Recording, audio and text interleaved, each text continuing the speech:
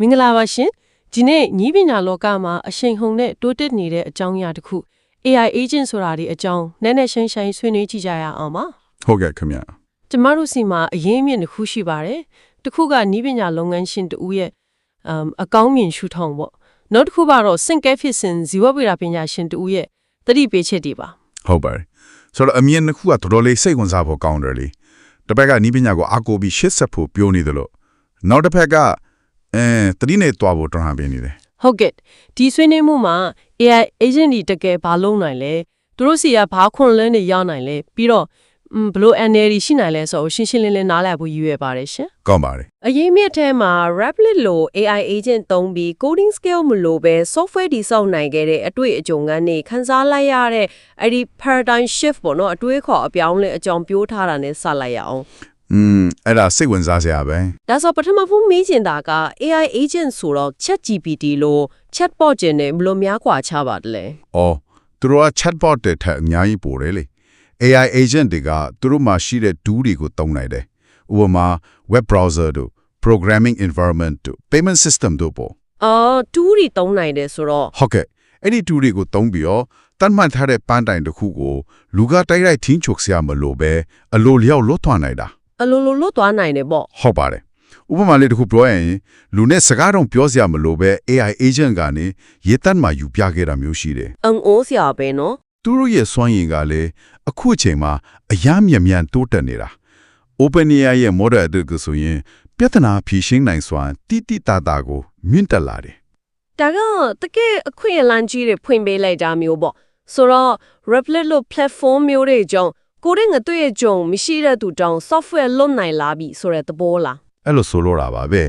ဒါက software ဖန်တီးတာတို့စီးပွားရေးလုပ်ငန်းသေးစားလေးတွေထူထောင်တာတို့ကိုလူတိုင်းဒီပါလက်လန်းမီလာနိုင်စေမှာနေပြီးတော့ကျမ်းမာရေးပညာရေးလိုကဘာနဲ့ချီတဲ့ပြဿနာကြီးတွေကိုဖြေရှင်းရမှာတော့အထောက်အကူဖြစ်လာနိုင်ခြေရှိပါတယ်တင်စားပြီးပြောရရင်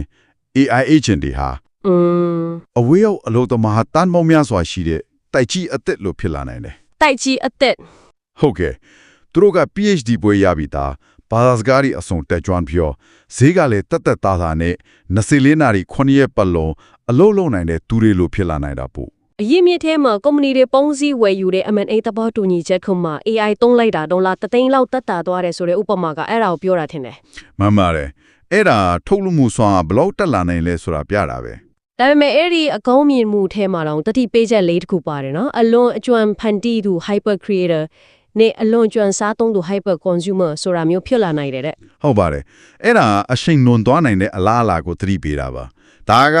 စင်ကဲဖြစ်စဉ်ဇီဝဗေဒပညာရှင်ရဲ့စိုးရိမ်မှုတွေနဲ့တွားပြီးတော့ကိုက်ညီနေတယ်သူကဘယ်လိုမြင်တာလဲသူက AI ဟာတကယ်ရှုပ်ထွေးတဲ့ truly complex စစ်တမ်းတခုထင်နေပြီးတော့ကျွန်တော်တို့ဂျိုတင်ခတ်မှန်းလို့မရတဲ့အပြုမှုတွေလုပ်နိုင်တဲ့မျိုးစိတ်တစ်ခုလိုဖြစ်နေပြီလို့ရှုမြင်တယ်နီးပညာရှင်ဘက်ကဒီလောက်အခွင့်အလမ်းတွေမြင်နေချိန်မှာဇီဝဗေဒပညာရှင်ကဘာလို့များကောင်းကျိုးထက်ဆိုးကျိုးကဆက်ဆက်ပိုများနိုင်တယ်လို့တောင်တတိပေးရတာလေသူရဲ့အဓိကစိုးရိမ်မှုကဘာဖြစ်မလဲရှင်အဓိကစိုးရိမ်မှုကလို့ဒီနီးပညာရဲ့ shock ထွေးမှုနဲ့မခံမန်းနိုင်မှုပါပဲတမိုင်းကိုပြန်ကြည့်ရင်လေနီးပညာသစ်တွေမှာမရည်ရွယ်တဲ့ဘေးထက်ဆိုးကျိုးတွေကအမြဲရှိခဲ့တာပဲ AI ကိစ္စမှာကြတော့ဒါကပိုပြီးကြီးမားနိုင်တယ်လို့သူယုံကြည်တယ်ဥထမအနေနဲ့ရောဟုတ်အလောက်ကင်ပျောက်ဆုံးမှုကိုထောင်ခေါင်းရောက်ပြင်းတဲ့တုန်းကမြင်းတွေရဲ့အဖြစ်နဲ့နှိုင်းပြထားတယ်အဲ့တုန်းကတဲယူပို့ဆောင်ရေးမှာကားတွေဝင်လာတော့အရင်ကမရှိမဖြစ်လွှားခဲ့တဲ့မြင်းတွေကအထုံးမဝင်တော့ဖြစ်သွားတာမျိုးပေါ့ဟုတ်ကဲ့ဆိုတော့အလောက်ကင်ပျောက်ဆုံးမှုကအဓိကစိုးရိမ်စရာတစ်ခုပေါ့data entry QA စရင်ကိုင်ဓမ္မဖတ်တဲ့သူလိုမျိုးအလုပ်တွေနဲ့အနေငယ်အတွန်းပြောက်သွားနိုင်တယ်လို့ဆိုထားတာကတော်တော်စဉ်းစားစရာပဲမှန်ပါတယ်အထူးသဖြင့်အမျိုးသမီးတွေနဲ့ပညာရည်ချင်းနင်းတဲ့သူတွေလုံးလိရှိတဲ့အလုပ်တွေပိုထိခိုက်နိုင်တယ်လို့သူတေသနာတွေကဆိုတယ်လက်တွေ့ဥပမာဆိုရင်ကလာနာဆိုတဲ့ကုမ္ပဏီက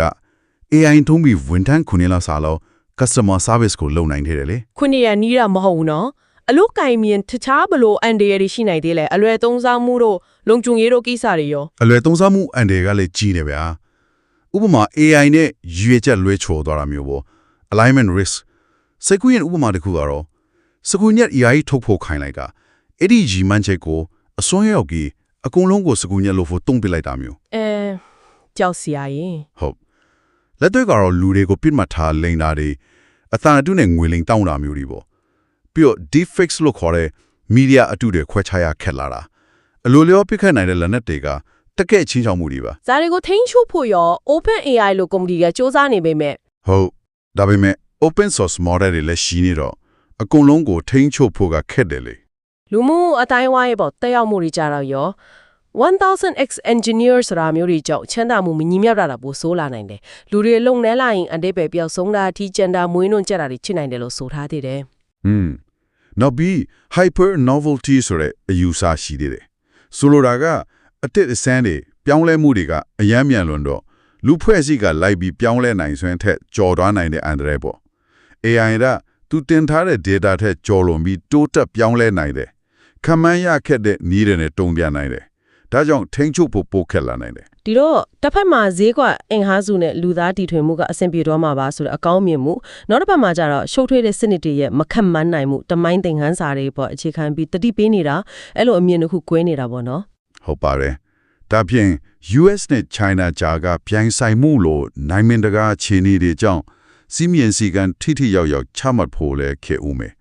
ဒါကြောင့် UBI လို့လူတိုင်းအတွက်အခြေခံဝင်ငွေအစီအစဉ်မျိုးလိုလာမလားဆိုရင်မေခွန်းတွေလည်းထွက်လာတာပေါ့ Worldcoin လို့ project မျိုးတွေကဒါကိုဘယ်လိုလုပ်နိုင်မလဲဆိုတဲ့အတွေးခေါ်မျိုးနေလေ ကောင်းပါပြီဒီနေ့ဆွေးနွေးခဲ့တာတွေကိုနှုတ်ချုပ်ရရင် AI agent တွေဟာအလုံးအစွမ်းထပ်ပြီးရမ်းမြန်မြန်တိုးတက်နေတဲ့နည်းပညာတစ်ခုဖြစ်တယ် ဟုတ်ကဲ့ ဖန်တီးမှုကိုလူတိုင်းလက်လန်းမီဆဲတာပြဿနာကြီးတွေဖြေရှင်းနိုင်ကြီးရှိတယ်လို့ကောင်းကျိုးရအများကြီးရှိတယ်လို့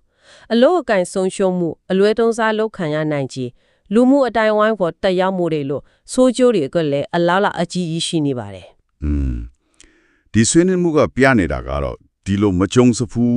ဤပညာပြောင်းလဲမှုတွေကြားထဲမှာကျွန်တော်တို့အားလုံးနားလည်မှုတိုးမြင့်ဖို့ပြီးတော့လိုက်လျောညီထွေနေတတ်ဖို့အရန်အရေးကြီးတယ်ဆိုတာပါပဲ ဟုတ်ကဲ့ တီတန့်ကျွမ်းကျင်မှုတစ်ခုတည်းတဲ့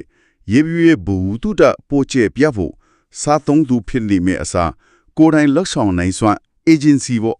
ကိုကံကြမ္မာကိုဖန်တီးနိုင်စွမ်းရှိဖို့ပိုအရေးကြီးလာနိုင်ပါတယ် ဒါဆိုရင်နောက်ဆုံးအနေနဲ့ဒီရွေးမြစ်တွေကနေမေးစရာမေးခွန်းတစ်ခုကတော့နီးပညာကိုယ်တိုင်ကကျမတို့ရဲ့နားလည်နိုင်စွမ်းထိန်းချုပ်နိုင်စွမ်းနဲ့ပိုမြန်မြန်တိုးတက်ပြောင်းလဲနေချိန်မှာလူဖွဲ့စည်းအနေနဲ့ AI ရဲ့ကြီးမားတဲ့စွမ်းအားကိုလူသားအလုံးရဲ့ကြွေးစည်းပွားအတွက်ဘလို့အကောင်းဆုံးသုံးချမလဲပြီးတော့ဖြစ်လာနိုင်တဲ့ဆိုရတဲ့အန္တရာယ်တွေကိုရောဘလို့ရှော့ချနိုင်မလဲဆိုတာပါပဲ